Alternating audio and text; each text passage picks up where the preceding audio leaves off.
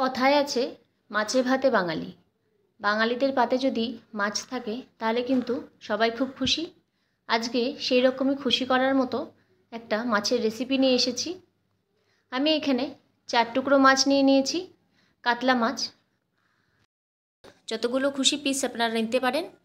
এরপর দিয়ে দেব খুব ভালো করে কুচি করা পেঁয়াজ, আদা রসুন বাটা, দেব জিরে গুঁড়ো, লঙ্কার গুঁড়ো, হলুদ গুঁড়ো হাফ চামচ করে, আর দিয়ে দিচ্ছি স্বাদ মতো নুন।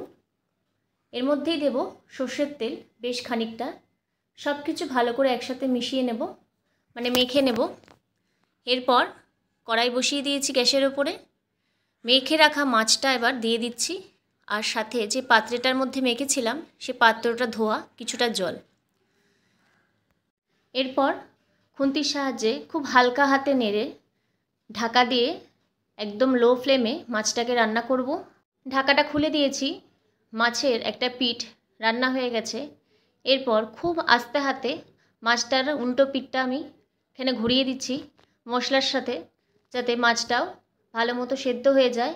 ফ্লেমটাকে একদম লো রেখেছি, আর মাঝে মধ্যে এরকম খুন্তির সাহায্যে আমি মশলাটাকে নেড়ে দিচ্ছি যাতে তলায় লেগে না যায়। তলায় লেগে গেলে কিন্তু পুড়ে যাবে, তাই মাঝে মধ্যেই মশলাটাকে একটু নাড়া দিয়ে নিতে হবে।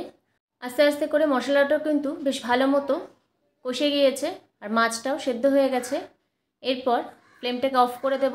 নামানোর আগে বেশ কিছুটা লেবুর রস দিয়ে দেব, খেতে কিন্তু আরও বেশি ভালো লাগবে মাছটা।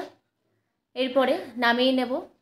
তাহলে দেখতেই পেলেন কতটা সুন্দর দেখতে হয়েছে মাছটা, কতটা চটজলদি আজকে মাছের এই রেসিপিটি তৈরি হয়ে গেল।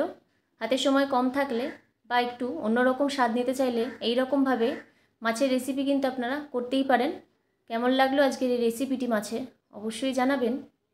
ভালো লাগলে লাইক, শেয়ার এবং সাবস্ক্রাইব করে যাবেন চ্যানেলটিকে। নমস্কার।